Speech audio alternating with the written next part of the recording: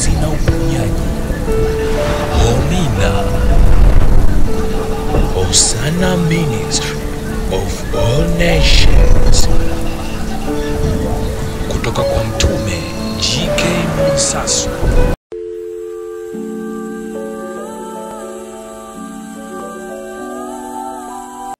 Lazima ujenge imani ya kiwango cha juu ili huyu Mungu aweze kutenda kitu kwako kwa kupitia hili neno. Lakini tusisahau Mungu wetu yeye ni neno. Na neno la kwake yeye Mungu ni uzima wa kwetu. Ni uhai wa kwetu. Ni maisha kwetu. Kwa hiyo neno la Mungu tukilipa nafasi katika maisha yetu, anakuwa ndiye Mungu mwenyewe amepewa nafasi katikati yetu. Watu wa Mungu, mimi ni mtume, nimetumwa kwa ajili ya kushughulikia madhabahu za ukoo. Hizi madhabahu za ukoo, upande wa baba, upande wa mama, upande wa mume wako, upande wa mke, ni chanzo cha matatizo ambayo wanadamu tunapita nayo, tunatembea nayo, tunahangaika nayo. Kwa hiyo watu wa Mungu, Kristo amerejea. Miaka 1000 ya kutawala na kumiliki chini ya jua inamsababisha Kristo katikati yetu aonekanike ni ufahamu. Kwa hiyo watu wa Mungu, Kristo ni ufahamu. Shetani naye amefungwa miaka 1000. Ile miaka 1000 aliyofungwa shetani kapigwa na muhuri. Ule muhuri, lengo na kusudi, unatutambulisha sisi kwamba tumtambue na tujue kwamba yeye ni baba wa uongo. Zaidi ya miaka 2000 ametudanganya. Tulikuwa tunatenda dhambi ni kwa sababu hatukuwa na ufahamu. Kwa hiyo watu wa Mungu, Kristo amerejea. Miaka 1000 ya kutawala chini ya jua, tunatawala na kumiliki. Hatutakiwi kutenda dhambi. Anene na simie ni yule Roho wa kweli wa Mungu aliyemfufua Kristo. Watu wa Mungu, mimi ni mwanadamu tu. Akili yangu haina nafasi, elimu yangu haina nafasi, wala pesa yangu haina nafasi. Natamka tena, bali yule Roho wa kweli wa Mungu aliyemfufua Kristo, yeye ndiye aliyoko ndani mwangu. Yeye ndiye anenena. Na kuomba muamini, na kuomba mpokee, na kuomba msikie, ili uweze kuponywa, uweze kufunguliwa, uweze kukombolewa. Watu wa Mungu, neno la Mungu ni dawa. Hii ibada tuko mahali hapa ni ya kimbingu. Linzi wa mbinguni huko mahali hapa, malaika wako mahali hapa, na jeshi la mbinguni lipo kwa ajili yako. Watu wa Mungu, ujumbe tulionao kwa siku hii ya leo unasema mbinu za maadui zetu. Mbinu wanazotumia maadui zetu katika kutuangamiza, katika kuliharibu kanisa. Kanisa si jengo. Kanisa sio dhehebu. Kanisa sio dini. Ni jumuiya ya waaminio ambao wako ndani ya madhabahu ya Homina, ambao wako na Kristo ambaye amerejea zaidi ya miaka 1000. Kanisa ni wale ambao hawatendi dhambi, wale watakatifu. Hawa ndio tunaoapa kwa jumuiya ya kanisa, ambao ndio Kristo mwenyewe. Sasa maadui wa kanisa wana mbinu. Na mbinu zetu wamezishikilia hawa maadui za kwetu. Wanazifahamu. Kwa hiyo tunataka leo tujue na tufahamu mbinu za maadui zetu. Wanatumia mbinu gani kuliharibu kanisa?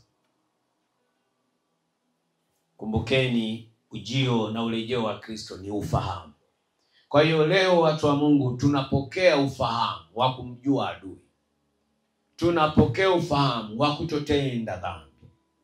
Kwa sababu dhambi nyingi zilizoharibu kanisa zinashawishikwa na shetani, anatufanya sisi tuyafanye wakati si haki katika kuyafanya. Kwa watu wa Mungu, namba moja hawa maadui zetu, mbinu wanazotumia, yani mbinu za maadui zetu. Maadui zetu wanaweza kutumia mawazo yetu. Hiyo ndio ya msingi. Kumbe shetani, kumbe adui siku zote ameliharibu kanisa kulingana na mawazo yanayobebwa na kushikiliwa na kanisa. Kumbukeni, huwa nawafundisha, huwa natoa maelekezo kwamba shetani anatembea kulingana na uhitaji wa kwako wewe ambaye unasema umeokoka. Kwa sababu uokovu una misingi ya kwake. Na misingi mojawapo ya uokovu ni mabadiliko ya tabia. Kwa hiyo watu wa Mungu, maadui zetu au adui wa maisha ya kanisa anatembea na akili na mbinu mojawapo za tabia za kwetu ambazo ndizo tunazoziishi. Ndio maana mara nyingi wanasema kwamba uokovu ni mabadiliko ya nini? Ya tabia. Kwa cha msingi, ili huyu adui, ili huyu shetani asiweze kukuangamiza au kunenea watu wa Mungu, kwa maadui zetu wanaweza kutumia mawazo yetu. Unawaza nini? Unafikiri nini? Kwa hiyo kama unafikiri kufanya kitu fulani, naye adui ananasa fikra zile za huo wakati za kwako, anaanza kuzitumia au anaanza kuzigeuza ili zionekanike, ziingie katika hali ya uovu, ili wewe uweze kufeli mipango ya kwako. Maadui zetu wanaweza kutumia mawazo yetu. Hii mbinu, watu wa Mungu, ni mbinu kubwa wanaotumia maadui zetu ili kutuangamiza na kutuharibia hatima za kwetu. Kwa watu wa Mungu, hatima zetu, hatima yako iliharibiwa kwa kupitia ufahamu wako au kuwaza kwako. Yale mawazo uliyoyawaza ndiyo ambayo shetani au adui wa maisha yako aliweza kuyanasa. Ndani ya kuyanasa hayo mawazo ikaonekana hatima yako, ile ambayo uliumbiwa na Mungu, ikawa sasa imedidimia. Kwa njia gani? Ulienda ukatenda dhambi. Dhambi ni nini? Dhambi ni uasi, lile ambalo Mungu analikataza ndani ya wanadamu, adui analitumia kulishawishi ili sisi kama kanisa tuweze kulitenda. Lengo na kusudi la kwake yetu ni kutufarakanisha na Mungu wetu. Kwa mtu wa Mungu, mawazo yako ni chanzo cha uharibifu na kuibwa kwa hatima ya kwako. Unawaza nini? Unafikiri nini? Kama muda mwingi unafikiri kuolewa, unafikiri kuoa, ndipo adui naye anakuja na mawazo ya kwako hayo. Wewe si unataka kuolewa?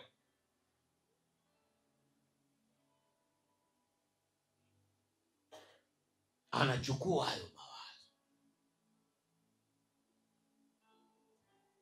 Anajua tu huyu, ili niweze kumtoa mbele zake Mungu katika wokovu wake, ananasa mawazo yako. Uko mara hapa ndani ya Kristo, lakini unawaza kuolewa. Anakuletea mwanaume naye anasema ameokoka. Wewe si uko hapa muda wote unataka kuolewa? Si mnakumbuka majuzi nilimpitisha jamaa mmoja hapa kwamba aliletwa hapa, alikuja hapa akasema ameokoka. Kumbe alikuwa na nia ya kumuondoa mama mmoja kwenye hii madhabahu. Ulikuwa hapo wiki iliyopita. Mlimuona yule jamaa? Au na leo yupo? Yule jamaa miaka 3 ya nyuma ya hii huduma alikuja hapa. Kumbe ujio wake alitumwa kutoka kuzimu ili amnase mtu ambaye alikuwa na mawazo ya kutaka kuolewa. Na ni kweli alifanikiwa, akamuondoa hapa, akapoteza hatima yake yote. Juzi tunammoja anambia sijui alienda wapi. Alimtoa hapa hapo ajui.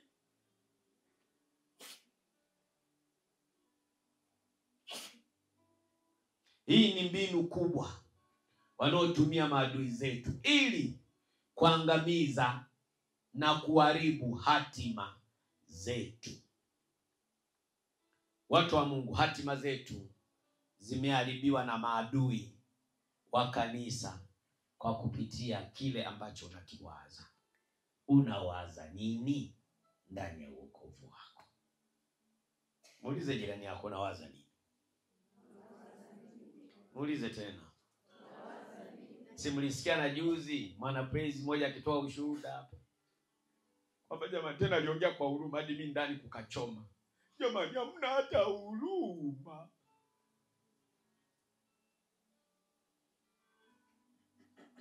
Jamani, ndio kumharibia hatima yake.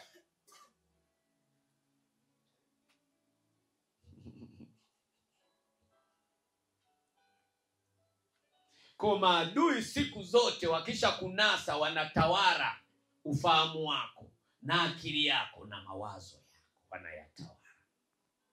Wakisha yatawala tu, nini kinatokea? Hatima ile ambayo Mungu aliilenga kwenye maisha yako ndani ya uokovu inapotea.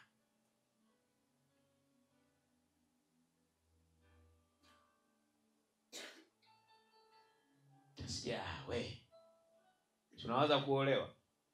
Tasikia we, yaani wewe usichana ulionao ula kakao, mimi natoka asubuhi mpaka jioni, ushamba. Ndio sasa kauli wanaotumia. Wanasema nini? Ni ushamba. Kwa uokovu unaonekana ni nini? Ni ushamba. Kwa sababu unakosa nafasi ya kwenda kuruka nini? Majoka. Tasikia hivi wewe mtoto mzuri, hivyo ulivyo mlembo, unakaa kanisani toka asubuhi.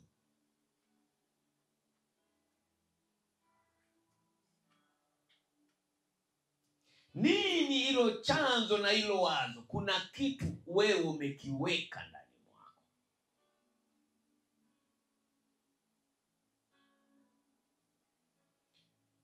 Ulipanga umtumikie Mungu mpaka siku ya mwisho, mawazo yako yamenaswa, umepotezwa. Yule jamani hivyo mmoja kaambia, "Wewe umempeleka wapi?" Kabla sijui aliendaga Dar es Salaam. Sijui aliendaga.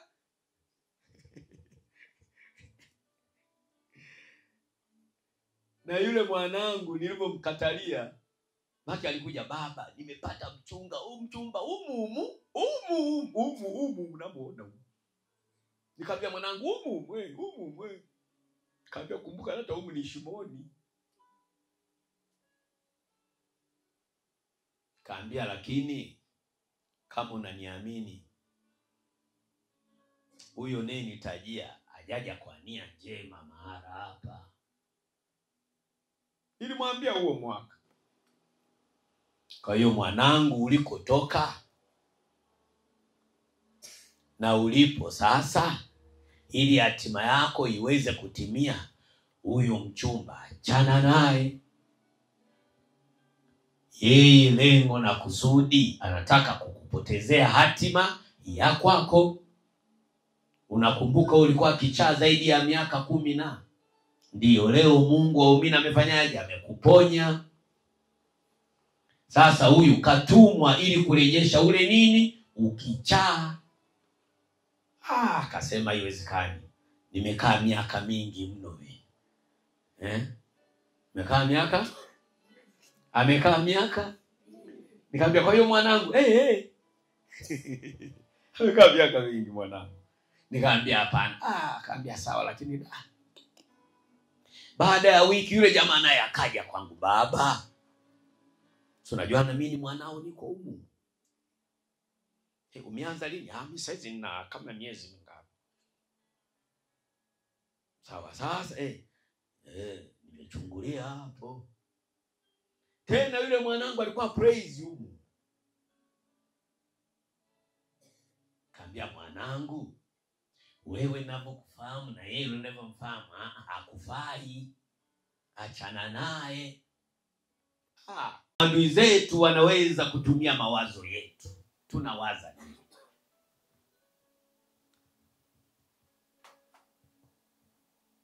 Unawaza kufanya nini?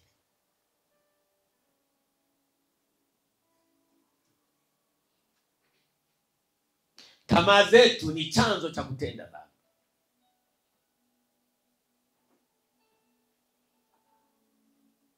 Nawaza kuoa. Kanaletwa kabinti kutoka huko na kenye mbende, nimeokoka omina. Umekaa hapa muda wewe. Unaweza kukuta hata Mungu alikuwa ananyemelea ili akupe na utumishi.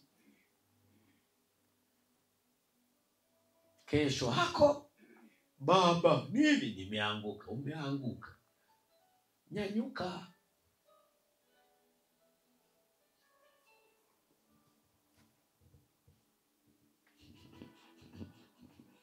Adui namba moja anayetumia mawazo ya kanisa katika uharibifu, hasa wachawi.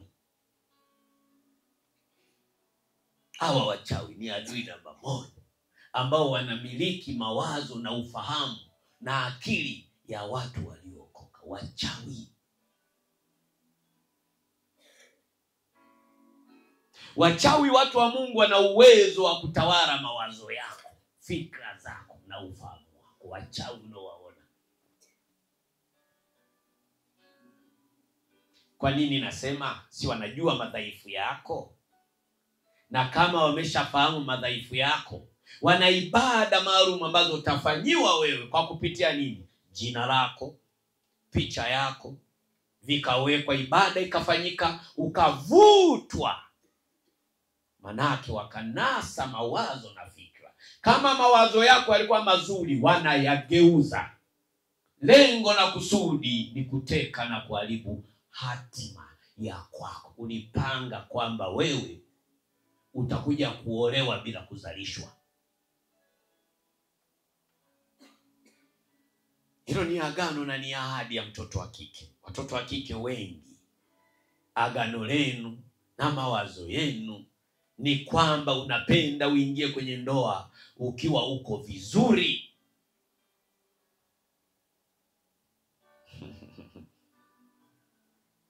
Ni sifa moja wapo ya mtoto wa kike.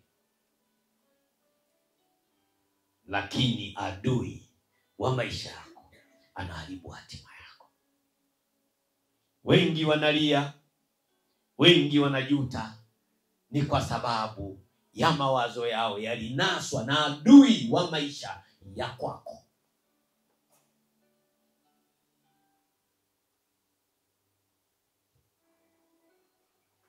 Wanayateka mawazo yako pasipo wewe kujua au kufahamu.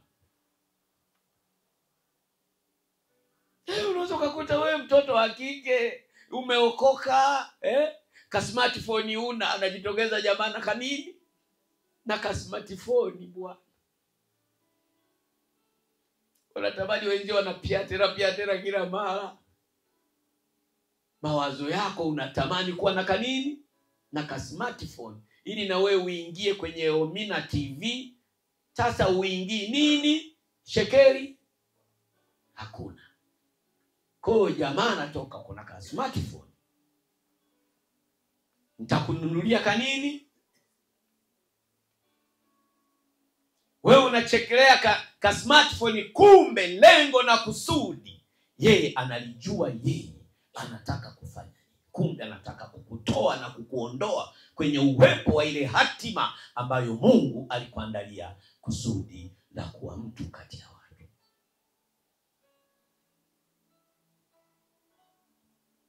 Kwa mawazo yako, mawazo ya kanisa yanatekwa na wachawi na maadui pasipo sisi kufahamu.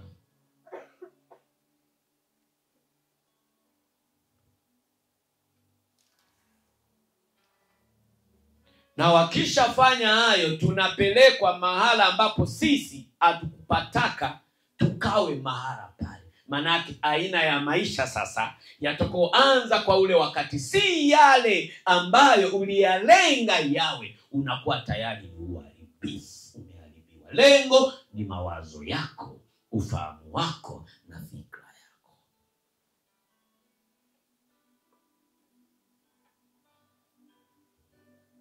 Wanangu alilia, wanasema mwange na huruma mwenzenu. Ndani mimi nikasikia chwa.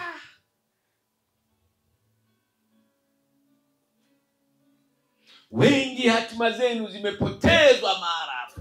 Maisha mnayoyaishi sio yale ambayo ulipangiliwa na Mungu, sio yale ambayo uliyapanga uyaishi. Ukikaa peke yako unabaki unajuta.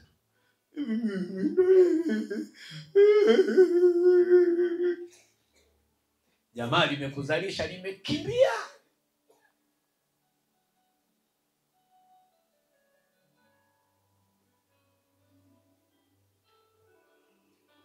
Je, maisha yako yamebeba zinaa? Unawaza zinaa? Kama unawaza zinaa, utapotelewa na maisha yako. Atakuja mwanaume ambaye ni mharibifu wa hatima ya kwako. Wewe ni mwanafunzi, anakuja tu kudanganya. Aisha shule form 1. Tayari uharibifu wa hatima na maisha ya kwako umeshaharibu. Umebeba uja wepesi. Na rais wetu marehemu alisema yeye asomeshi wazazi. Umezalisha, utaendelea na shule. Wanyakiusa wanasema bakopera kakwangala nako. Usichana wote kuisha. Bora hata siku hizi mna pampa sisi. Zamani zile nepi, msichana unajifanya mlembo, sasa atakufua zile nepi sasa da. Toto bipo. Bakopera kakwangala nako. Na huyu alivizia hatima yako, alikuja mle kanisani. Wapi? Akakutana na mawazo yako.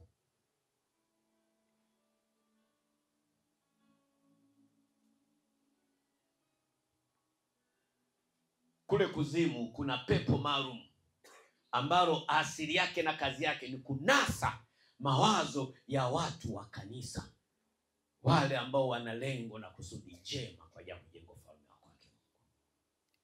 Ndio maana huwa mara nyingi na hubiri injili kwamba injili ni vita. Watu wa Mungu tuko vitani. Hayo maisha unayoishi, usichana wako, ujana wako unawindwa. Kuna huyu pepo.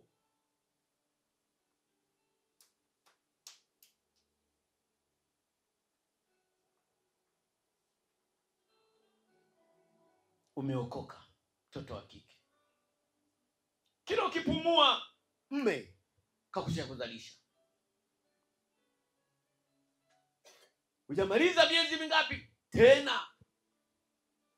Lengo na kusudi yule pepo anachokifanya katika kukuzalisha kwa kupitia mmeo, usipate fursa na hatima yako kwa ajili ya kumtumia. Naanza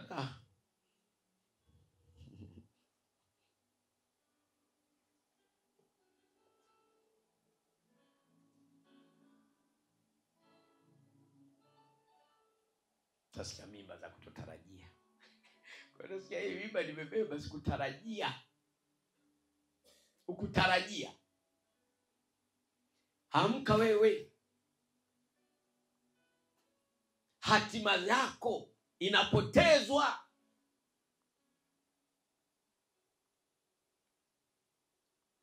Kwa hiyo walio wengi tumepelekwa mahala ambapo hatukupataka. Yaani manake maisha tunayoyaishi sio yale maisha ya kwetu ambayo Mungu alituandalia. Wengi watu ukiwaona ndani ya kanisa wameharibiwa nini? hatima zao.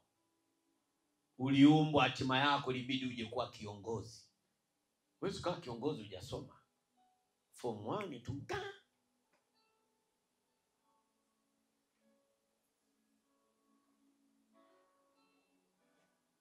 Mbinu za maadui zetu. Zaburi 19 mstari wa 14.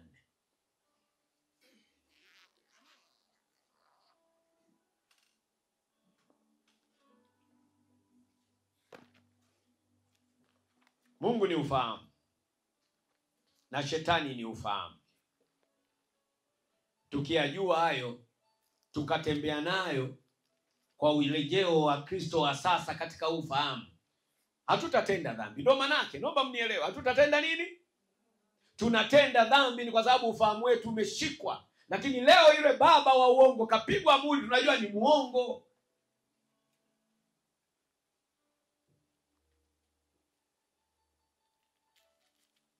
Kumi na tisa.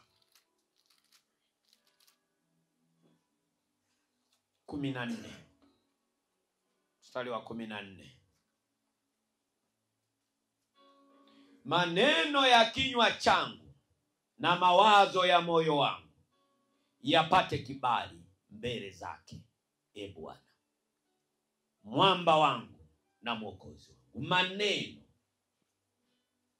ya kinywa changu. Kinywa kinaumba watu wa Mungu. Yale unayotamka ndiyo yale ambayo yanaenda kufikia lengo, kusudi au kufanyika uharibifu wa maisha ya kwako. Kumbukeni, Mungu akiumba ulimwengu alitamka, iwe ikawa.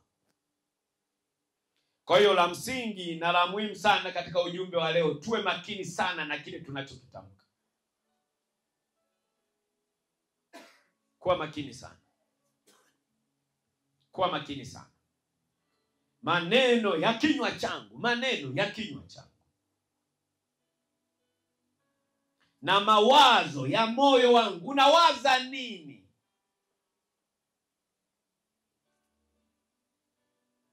Unawaza kuoa, unawaza kuolewa.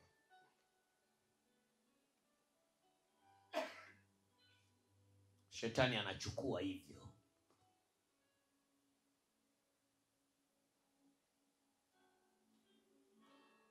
Maneno ya kinywa changu na mawazo ya moyo wangu. Waza lililo jema, utaishi vizuri, hatima yako haitaibwa. Tamka lililo jema.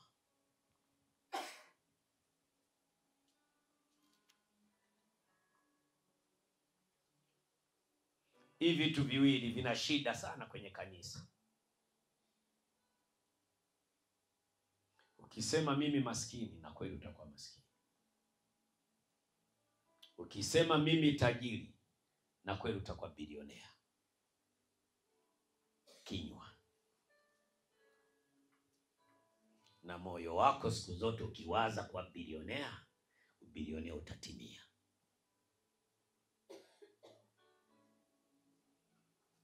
Siku zote moyo wako ukiwaza uharibifu, na huo uharibifu utakuwa. Usifikie uchawi ni nini? Ni matamko. Ni matamko. Matamko.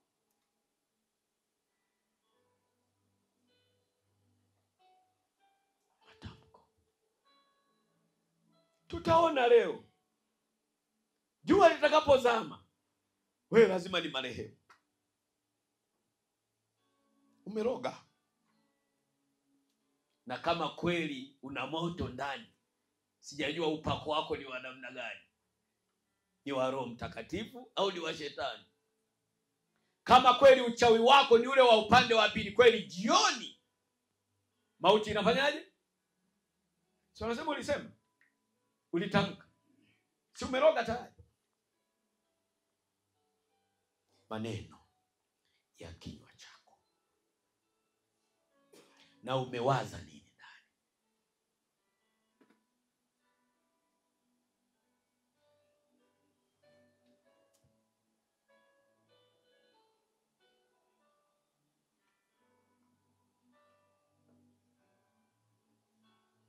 Kuna kimuingiacho mtu na kimtokacho mtu. Kimuingiacho mtu sio najisi. Kimtokacho mtu ni nini? Unawaza nini? Unawaza kwenda kufanya zina? Zina huwezi ukafanya kabla hujawaza ndani ya moyo wako. Mauaji hayawezi yakafanyika kabla hujawaza wapi? Ndio maana tunasisitiza kusameheana. Unajua wengi sana wanashangaa injili niliyoibeba kwamba unapokuja mahali pepo samehe. Watu hawanielewi.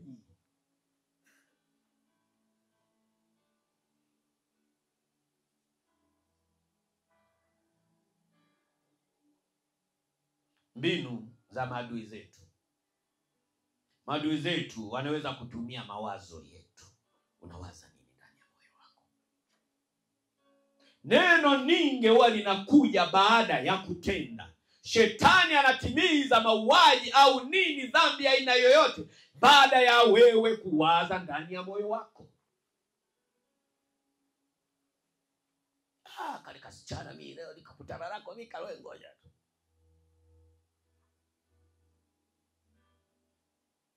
Wewe yule mke wa mtu unawaza.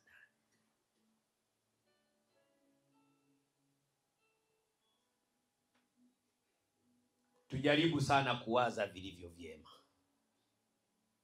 Tujaribu sana kutamka yaliyo mema. Kwa sababu kinywa kinaumba, kinywa kinatenda. Mungu alisema iwe, ikawa. Kuna watu wana upako wanakitamka inakuwa. Kama hivi mimi nina upako, naweza kutamka ikawa. Lakini mimi natamka lililo jema. Mimi hadi nikakutamkia lililo baya pana muda sana. Lakini unawaza kutamka jema au baya. Kama unawaza kutamka baya kumzuru mtu, manake shetani anaingilia hapo hapo. Unakuwa umeanzisha vita kati ya imani yako ya Mungu wako ambayo ni ya kutenda mema na yule adui. Kwa mwanzo wa uharibifu ni mawazo yako ndani ya moyo wako. Njia msalaba ni maarifa. Mbinu nyingineyo inasema wanaweza kushangaa mtu anapata wazo la kuacha kazi. Unaacha kazi, unaacha uokovu. Unawaza nini? Kuna mwanangu mmoja hapa sijamuona sana muda mrefu, lakini alisali sana miaka mingi sana. Lakini tulipomaliza mfungo wa siku 152 sijawahi kumuona tena. Sijawahi kumuona tena. Lakini ndani ya miaka miwili yote alikuwa hajawahi kutofika hapa.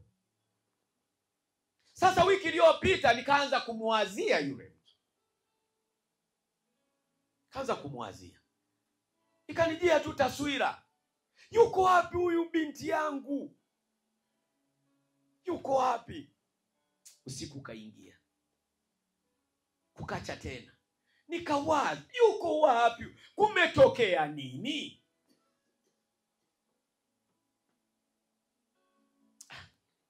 Kabla Mungu, hebu mrehemu huyu mtu aliko.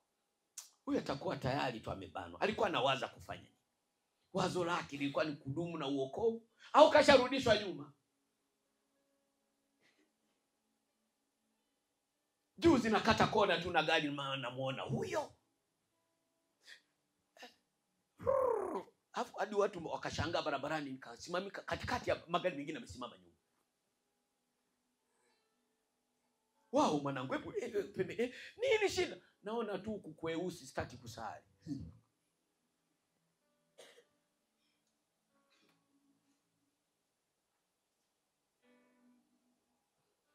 Naona tu kubaba kweusi, sitaki kufanyaje?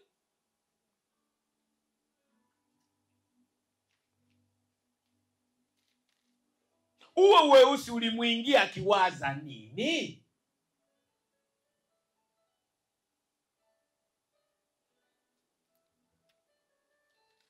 Bora kulala mtu hadi anaamka tu asubuhi utasikia mimi kuanzia leo kazi sitaki. Naacha nini? Kazi.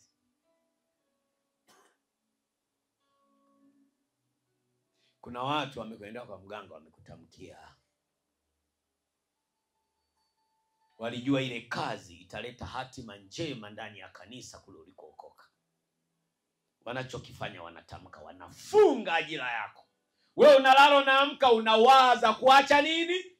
Kazi. Kumbukeni kuna kutamka na kinywa na kuwaza ndani ya moyo wako. Kimuingiacho mtu sio najisi. Kimtokacho mtu ndicho kijitambulishacho kuwa ni najisi, ni ubaya, ni mawazo. Unaishi na mawazo gani? Naomba mnielewe nachokifundisha leo. Hapo ulipo na wokovu wako, mawazo yako ndani ya moyo wako, unawaza nini?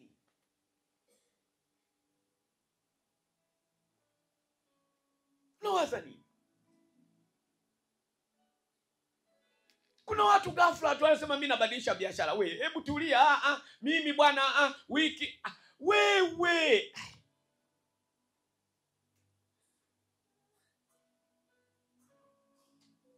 Kuna watu hawadumu na biashara. Wiki tu kabadilisha biashara, kesho kabadilisha biashara, mwezi kabadilisha biashara. Anagusa tu hapa anagusa. Yaani wewe wamekutamkia kitu.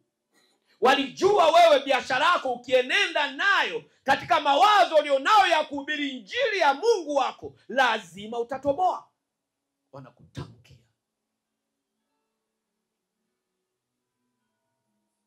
Ndio maana muda wote watu wa Mungu wanawasihi, hebu kiri. Unasikia? Kiri kufanikiwa. Sema mimi tajiri, sema mimi wa kufanikiwa, hii biashara lazima. Tamka. Lakini ukisema mimi ni wa kufeli, mimi ni wa kushindwa, na utashindwa kweli. Nini ndani yake? Unapotamka ni kile ambacho unachokiwaza wapi? Ndani. Kile unachokiwaza ndani, shetani anakinasa, kinaenda kuharibu hatima ya kwako. Lakini shetani amepata wapi lango? Ni mawazo yako. Ni mawazo yako.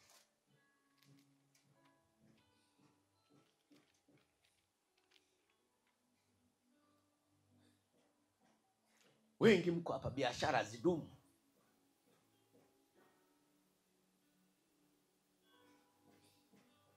Wengi mko hapa mnashindwa kufanikiwa mawazo yenu.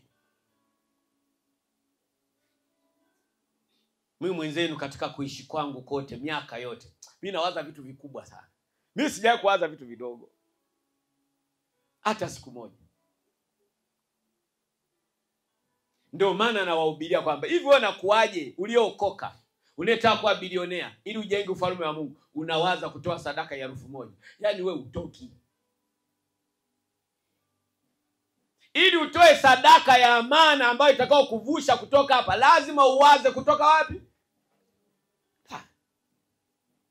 Mimi nawaza siku moja lazima nijenge ufalme wa nani? Ndipo ule ufalme wa Mungu utakuja kuujenga.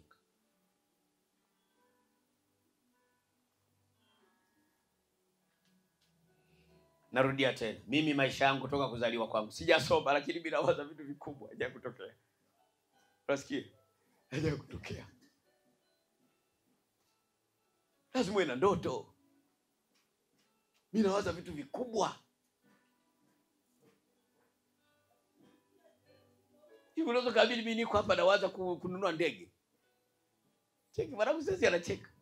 Utapanda, si utakuwa tandiboi huko nyuma.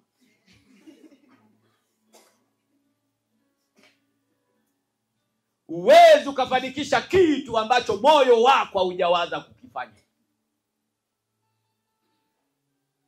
Nawaambia kweli, bila waza kununua ndege. Nyinyi mnawaza kusafiri na tubajaji. Chopa hiyo, uzunguni chwa, agafiro kwa. Sasa mnaotaka lift lazima mteremke kwa maana haishuki njiani sasa. Mtafanyeje wanangu? Wangapi mtataka lift?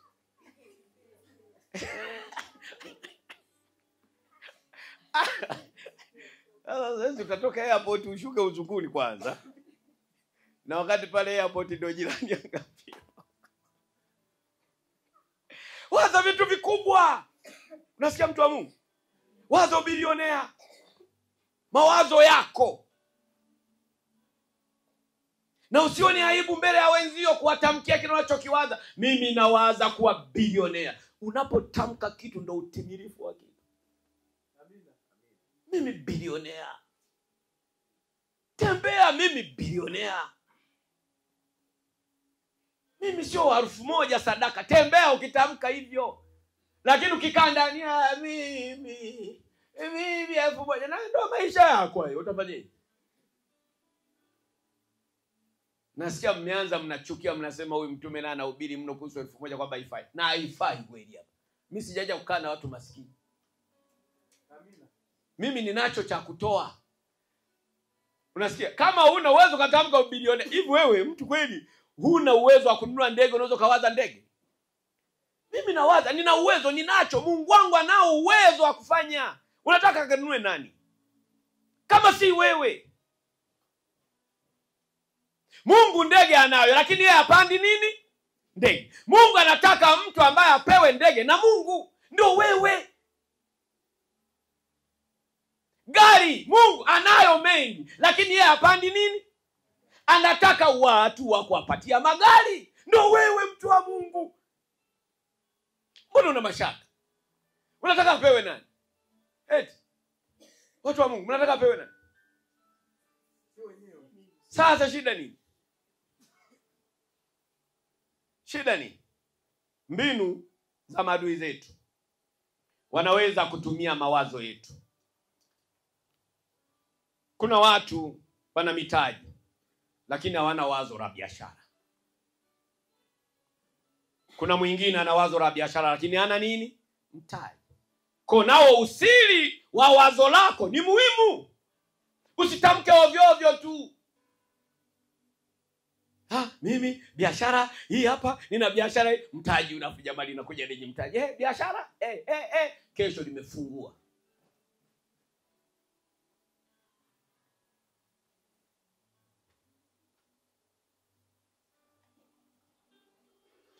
Maadui zetu wanaweza kutumia mawazo yetu.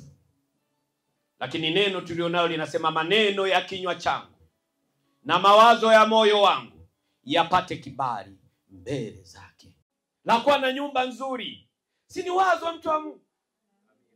Omba Mungu alitekeleze. Tunakuja hapa ili Mungu afanye yale ambayo tunayawaza yawe kwa ajili ya utukufu wa kwake. Haleluya. Haleluya. Mwambie, nipe nyumba. Hii nyumba mimi itakuwa ni raha tupu kwa ajili ya maombi, ni ibada. Nimewaambia mwambie Mungu aachilie neema ya biashara yako. Lengo na kusudi unataka uhubiri injili ya kwake. Unaona? Mawazo. Na unatamka. Ukishatamka ni utimilifu kwa sababu Mungu asili yake yeye anatamka. Na akitamka linakuwa. Alisema iwe ikawa. Kristo amerejea. Huu ndio ufahamu ambao kanisa zaidi ya karne 21 ulikuwa hawana. Ndio maana kanisa wanalia. Fedha, dhahabu na mali vyote ni vya Mungu wetu. Kama ni baba yako mbona huna? Unalala njaa. Ufahamu wako mdogo.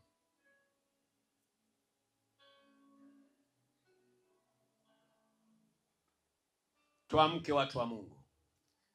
Mnanielewa? Mnanielewa? Maneno ya kichwa changu, kinywa changu na mawazo ya moyo wangu. Unawaza nini? Kwa kipaumbele kwenye kufanikiwa unawaza nini? Jema au baya?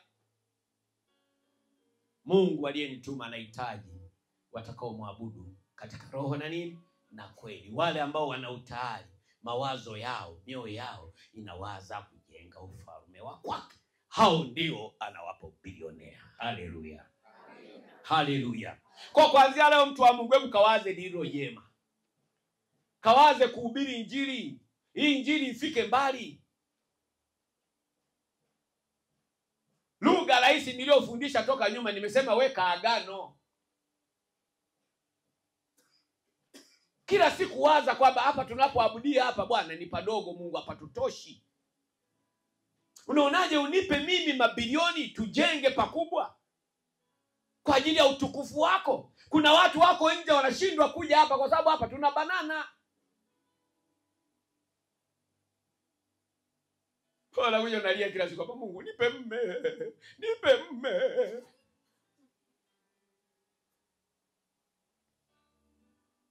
Mungu akikuuliza wa nini?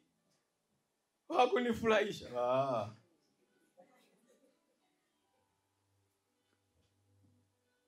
Mimi nawapa mbinu ya namna hazina ya mbinguni iachiliwe kwako. Mimi ndo lengo langu. Hamjui mimi niko hapa kwa ajili ya nini?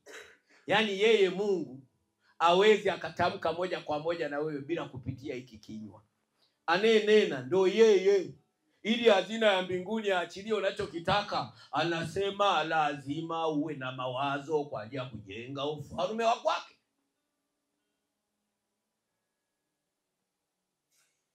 Wenzenu tunatamani unamiliki watu wote unaowaona. Hao si wanajifanya wa Mungu. Unaomba wawage maskini, wewe ndio utoage sadaka, unaendesha injili ya nani? Yaani wote mimi naombaga muage kwenye mgongo wangu. Mimi naomba hivyo. Mnacheka. Utajua wewe. Mimi nataka kumtukuza Mungu.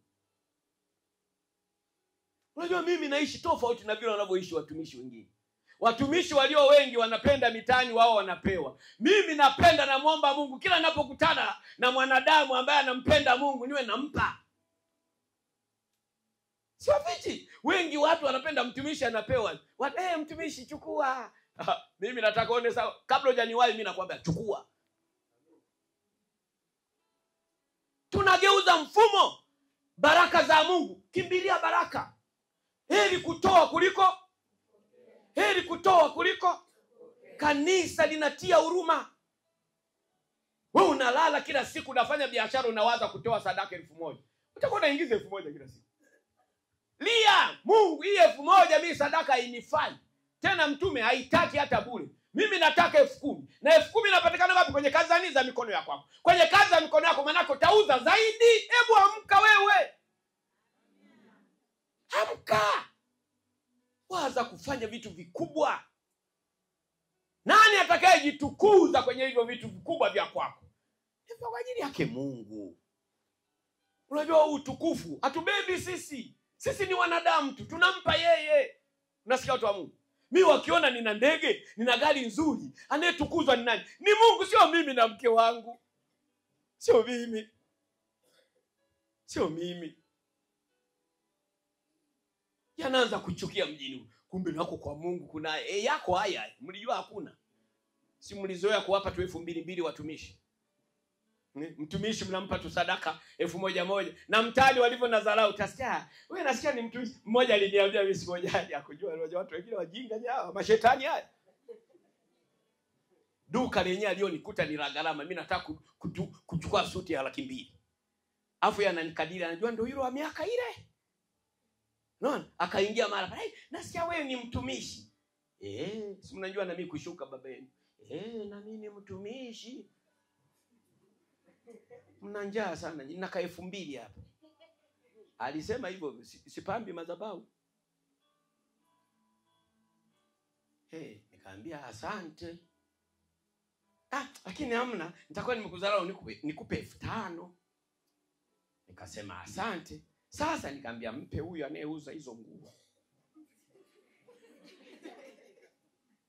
Yule jamaa akapokea. Na mimi nikamwambia tuongite dadangu za miaka wale tuongite. Akaondoka jamaa akamwambia angejua range iliyoko nje ni ya kwako asingeleta utani. Haleluya. Haleluya. Hizo ni dharau. Sasa sisi watumishi tunatakiwa kugeuza hizo nini? Dharau. Unaona? Hiyo ni roho. Watu wanaowazia kanisa mabaya, hawataki mtumishi wa Mungu aonekanike ni mtu kati ya watu, ila wanataka kila siku achekwe. Ndio maana anasema nakupa 2,000. Mimi nakupa wewe. Haleluya. Amina. Haleluya. Maneno ya kinywa changu na mawazo ya moyo wangu yapate kibali mbele zako wewe Mungu ninayekuabudu. Kila siku uingiapo utokapo tamka maneno yapate nini? Kibali. Unafika mbele ya watu, umeitwa kama walipanga wakufanyie ili wewe ukanene. mpaka wapige saruti. Haleluya, haleluya, haleluya. Watu wa Mungu, mbinu za maadui zetu mara nyingi wanatumia mawazo yetu. Kwa haya mawazo tuyawaze yaliyo mema. Mimi ni watu wa Mungu, tuwaze yaliyo mema.